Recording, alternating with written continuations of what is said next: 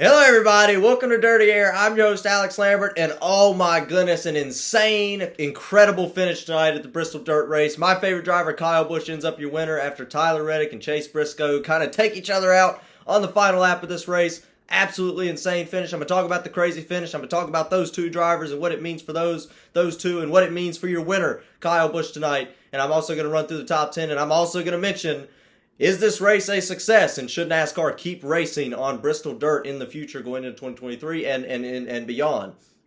So first off, let's talk about the finish. It was insane. It was wild. Chase Briscoe, Tyler Reddick, I'm sure you guys saw it. It was insane. Take each other out in the final lap, or really Chase Briscoe just kind of was starting to spin out and backed into Tyler Reddick on the final lap of this race, and both of them spun. Reddick got it back together and was so close to still winning the race even after the wreck, but Kyle just barely beat him there, and Kyle Busch gets his 60th career win. Start out by talking about the incident, the on-track incident. Obviously, Chase Briscoe is a very good caliber driver. I think he just made a mistake there, kind of drove it in a little too hard. We saw where he was driving it really hard there at the end of that race, which is the reason he was able to catch Tyler Reddick. And then Tyler Reddick did nothing wrong. I mean, Chase Briscoe had the fastest car the entire race. I know Reddick blamed himself. Reddick was saying stuff like, and that's kind of natural to do for some people, to blame yourself for some problems. Reddick was, kind of taking the fault for it, saying, I should have, had a bigger lead. I should have kept my big lead and not allowed Briscoe to catch me. I don't think Reddick needs to dwell over this too much. He still got a second place finish. He was not the fastest car of the night at all. I wouldn't dwell on this too much. He's still been really fast. And Reddick, man, just trying to get that win. And Briscoe is just such a good caliber driver. These young drivers are so talented. And Briscoe really almost looks like a veteran.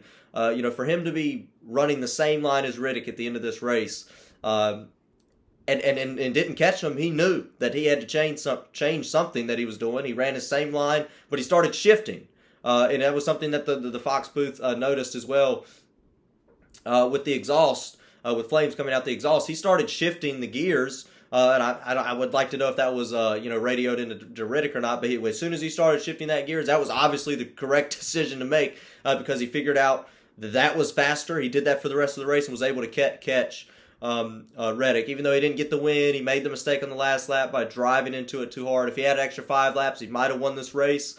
Track position was very important in this race as well, but just a good job by Briscoe to catch him. Obviously drove it a little too hard there at the end, but it was cool to see both of those guys talk after the race and no hard feelings. They both know it was hard racing, and that's exactly what you love to see. Two guys both lost, not too upset with each other. Now Kyle Busch, I'm gonna brag on my guy Kyle. He's my favorite driver. It's been a rough year or so. It's been a rough first start to this season. It's been a rough end to last year. But let's just talk about this for one. First off, this is Kyle Busch's 9th win at Bristol. Obviously the first on the Bristol Dirt. He said in his post-race interview, put whatever you want on this racetrack. I'm still going to win it.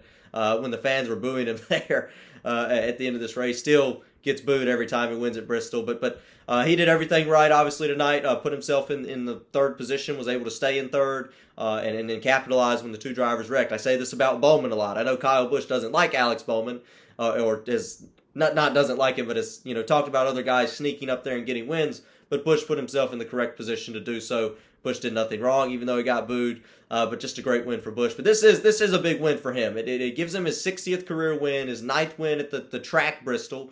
Obviously 8 of those on pavement, and then this one, of course, on dirt.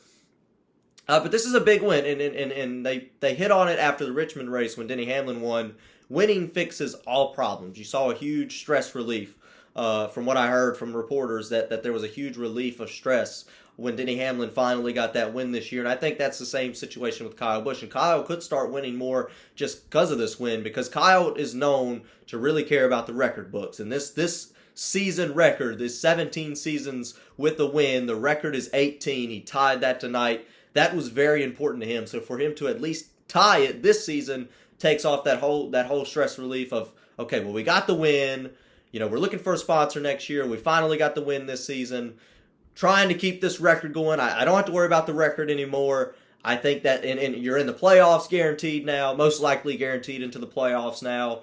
So it's just a good win for Kyle Busch. It takes all that stress off. It allows you to focus on just winning now. You don't have to worry about points as much.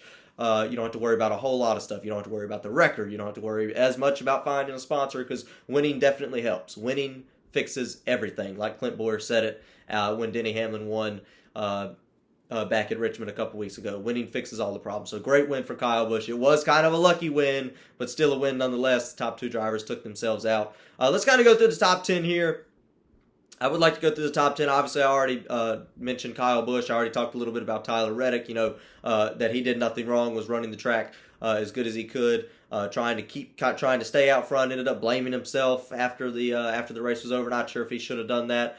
Joey Logano was able to get up there and finish third. Logano was very aggressive all night. And then, of course, your dirt track racer, Kyle Larson, who races plenty of dirt races. Obviously, this is very different than, your late model dirt races. But Kyle Larson to finish fourth today in the 5 car. He actually led a lot of this race early and was looking very strong early on in the race, but wasn't able to keep that speed kind of with the changing track conditions. You had the rain delays and all that stuff, which kind of affected Kyle Larson with the track constantly changing, which is obviously another point of emphasis with this race. Ryan Blaney finished fifth. Was able to get up there and finish fifth. I actually didn't even know he finished fifth. I didn't know he was up there in the top 5 until the very end. Then, of course, Alex Bowman, who had plenty of trouble in this race, got caught up in a couple of wrecks in the first half of this thing, was able to come back, finish sixth. So that's a great rebound for the hack, Alex Bowman. I guess he was able to back into a 6th place finish there after wrecking twice at the beginning of this race and getting a little bit of damage on that race car as well. So good job for him to come back in the Hendrick Chevrolet, the 48 car. Christopher Bell, another one of those road course guys, was running up front for the entire race, running up front really higher than 7th. He was in the top 5 most of the day, battling for that lead with Chase Briscoe at one point, but unfortunately for him, fell back to 7th. But it's still top 10 for him nonetheless. Not so bad. Chase Elliott ended up finishing in the 8th position. He had a little bit of a run-in with another driver on the racetrack, which is interesting. Not going to mention that too much. Chase Elliott at Bristol, man. Chase Elliott at any track right nowadays, it seems like he's having run-ins with drivers, whether it's his fault or not. He's had run-ins with Logano in the past this track. He had the huge blow-up with Harvick last year at Bristol, and then, of course, at other races, he's had some problems as well. I think it might have been Ricky Stenhouse he was a little upset with a long time ago, like 5 years ago maybe. So Chase Elliott finishing 8th, not terrible for him. Still looking for that first win of the season. Michael McDowell, pretty good run for him. Anytime that 34 car finishes in the top 10, that's a pretty decent day for that organization, for that team. 9th place finish for them. Ty Dillon, who was running up front, leading a few laps, actually ended up finishing in the 9th position after he had some issues as well. So a pretty good run for Ty Dillon in the 42 Chevrolet. A couple other drivers I want to talk about. Obviously, I mentioned Chase Briscoe actually finished 22nd today. Obviously was the fastest car in the race. Chase Briscoe was number 1. He was the fastest race car in this race, no doubt.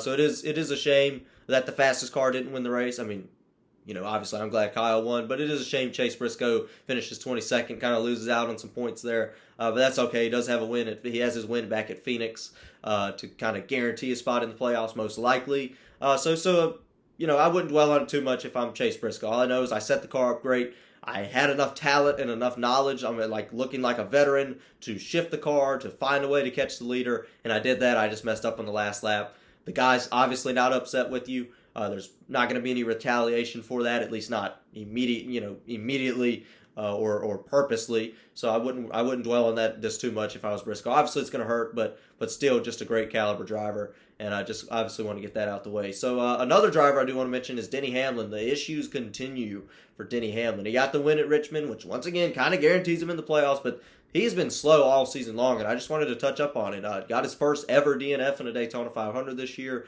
Been slow every week. Had issues every single week. And it's just a shame. It's a shame for that team.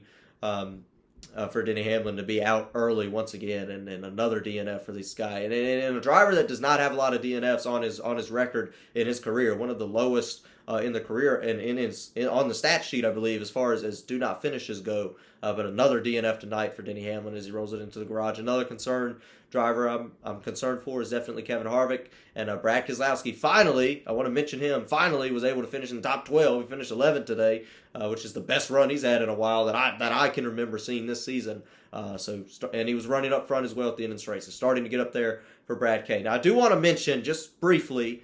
There's been a lot of talk. Obviously on Twitter you look and you see stuff, but was this race a success? Should NASCAR keep doing this? And I think I'm not going to say if I think NASCAR should continue to do this or not, but they brought something exciting to the Bristol Spring Race. You know, you've had a huge drop in ticket sales. You've had a huge drop in TV viewership. I'm sure the TV viewership will be up, at least for the non-rain delayed part of the race, the first half of this race before the rain settled in. The TV ratings will be higher, I'm sure, which creates more revenue for the track, obviously. The ticket sales were obviously up. Is it going to be as many ticket sales as they'll sell, or as much attendance as they'll get for the night race in September? Probably not. But it was still more people at the race. And it's a shame that they got rained on, because the Bristol Spring Race seems to get rained out all the time, or have rain delays all the time. And that's a shame, because Bristol's a good track on the pavement. But fans didn't show up. Fans didn't watch on TV, so they tried something new. I don't blame them. And they tried it, and it was a success. Everything was fair. Everything worked out great. It was not gimmicky at all. I didn't see very gimmicky things in this race. There was a fastest car. The drivers who typically run up front were somewhat running up front, at least this season. It wasn't just a complete random show. It wasn't a draw out of a hat on who was going to win.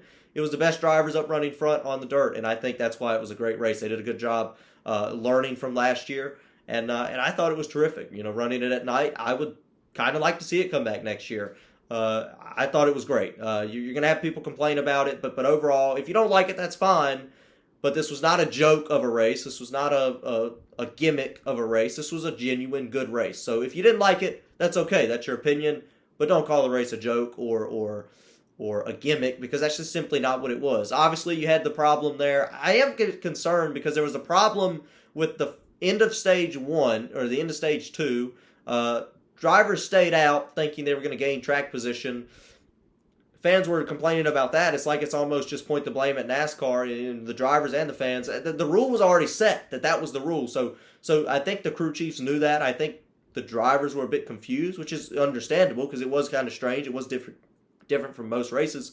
But people saying stuff like, "Oh, NASCAR just makes up the rules." That doesn't make any sense, because that rule was in the rule book and written on paper before we went into this race, and that rule had to be followed. You can't, if they would have done anything different, that would have been changing the rules. So I don't see anything. I think NASCAR did a great job, so I do applaud them for this race. I do not think this was a failure. Obviously, the weather kind of dampened the mood a little bit, but I thought the race was great anyway. It wasn't gimmicky or anything like that. So that's it. That's all there is to talk about after the Bristol Dirt Race. Hope you guys tune in next week for Dirty Air. Like and subscribe if you like the video. And of course, we're going to the big track. We went from the smallest track this week, or a half-mile track, to a 2.5-mile track, 6-mile track next week at Talladega. So guys, tune in for that. It's going to be great. It's going to be action-packed racing at Talladega. The debut with the next-gen car at Talladega should be pretty good. And of course, Kyle Busch getting the win tonight. Let's get rowdy.